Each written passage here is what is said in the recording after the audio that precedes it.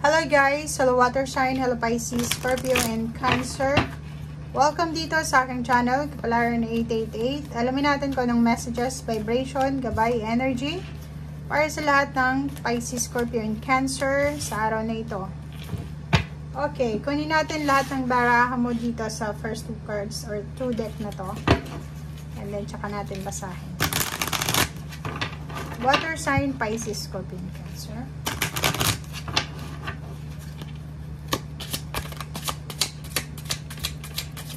Ano ba ang posibleng mensahe sa iyo ng baraha? Oops, sorry. Amber, give it to God. Oh! Pisces, Scorpio, Cancer. Aquamarine. Okay, guys. Meron kang 38 dito. 11. 3, 8, 9, 10, 11. So, nakikita ko sir dito na may mga Pisces, Scorpio, and Cancer na sobrang busy kayo ngayon sa ginagawa nyo.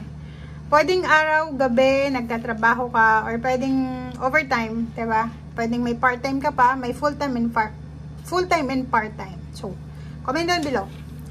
Nakikita ko sir dito na isang mature man, so pwedeng mayroon kang tatay, diba? Pwedeng nag-aalala ka sa kanya. Like for example, kung ikaw ay Scorpio ang nakikita natin dito. If you're Scorpio, posibleng nag-aalala ka sa iyong father figure, sa tatay mo. Or nakikita natin dito na may isa ditong Scorpio na siguro may asawa ka. And isang matanda, lalo na yung babaeng Scorpio, matanda siya. Pwedeng ibang lahi siya, or financially stable siya, pero ibang lahi to, na gusto kanyang tulungan dahil sa problema mo siguro sa trabaho or sa ginagawa mo.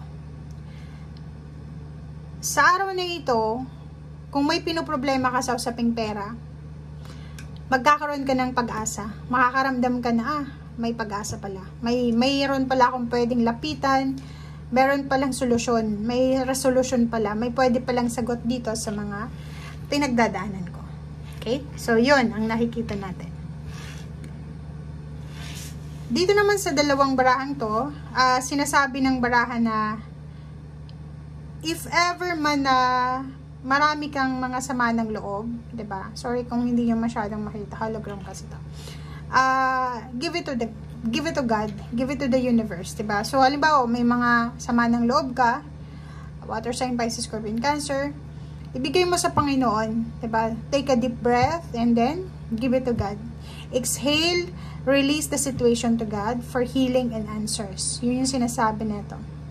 Kailangan mong, have faith lang sa Panginoon, ipag-pray mo. Like, halimbawa, kung may mga taong sinisiraan ka, may mga taong ginajudge ka, or may mga taong alam mo yun, tinatapakan yung pagkatao mo. So, instead na mag-take revenge ka, instead na ipagtanggol mo yung sarili mo, huwag mo na ipagtanggol yung sarili mo. Let God handle the situation. Diba? And next card is Divine Life Purpose. Yun, diba? Trust the signs and your inner guidance. Kasi siya yung magdadala sa'yo ng fulfillment. So, ang barahang itong dalawa is parang sinasabi sa'yo na ibigay mo yung buhay mo, 'di ba? Ipagkatiwala mo yung sarili mo, yung pagkatao mo sa Panginoon kasi siya lang yung may control dito sa mundo. Kahit na sino, pagtulungan ka man ng mga tao, lahat ng tao dito sa universe, pagtulungan ka, tapakan ka, 'di ba? Saktan ka, kung yung Panginoon is kakampi mo, wala silang magagawa. 'Di ba? So 'yun, kailangan mong kumapit sa Panginoon. Kailangan mong sa Kanya ka lang kumapit sa ngayon. Kasi bibigay niya kung ano yung heart's desires mo. And at the same time, siya lang yung may control dito sa mundo.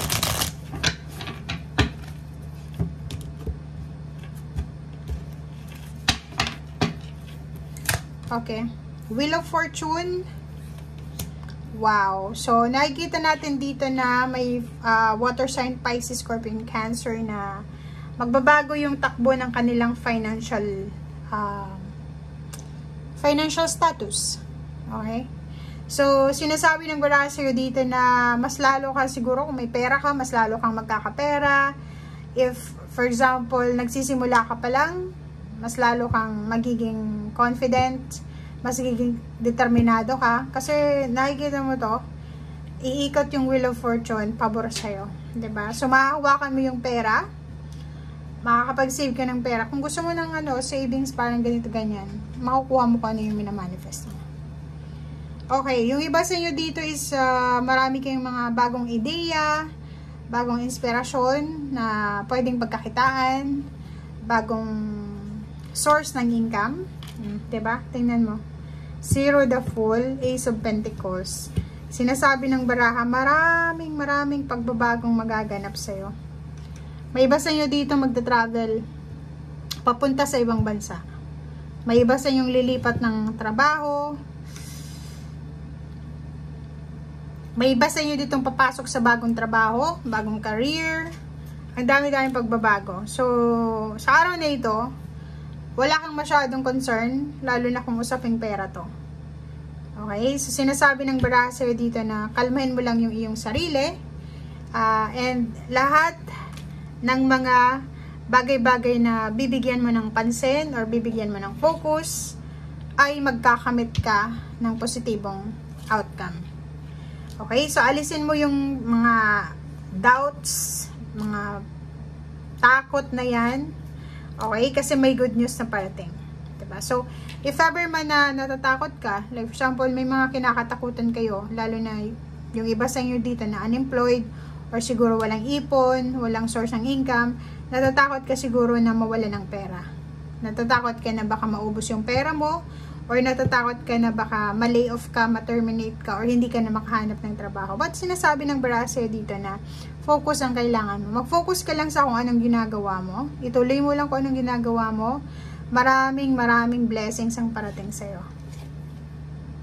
Nandito yung King and Queen ng Pentacles. So, it's a confirmation guys na ano man itong minamanifest mo, magkanong halaga man itong minamanifest mo, ay mapapasayo yan. Okay? Kailangan mo lang na ituloy kung ano itong nasimulan mo. 'Di ba? Pag halimbawa na may trabaho ka naman, tapos ang kinakatakutan mo, baka ma-lay off ka, ma-terminate ka, mawalan ka ng trabaho. Ipag-pray mo yan, 'di ba? Give it to God, and then gawin mo kung ano yung nararapat. Gawin mo yung trabaho mo, and at the same time, huwag kang titigil, 'di ba? So yun yung sinasabi ng baraha sa'yo. And if looking for a job ka din, or the relationship, maraming mga tao sa paligid mo na pwedeng i-recommenda ka, or pwedeng kuhanin kanila as worker, or tutulungan kanila para makahanap ng trabaho. Okay? Thank you guys. Bye!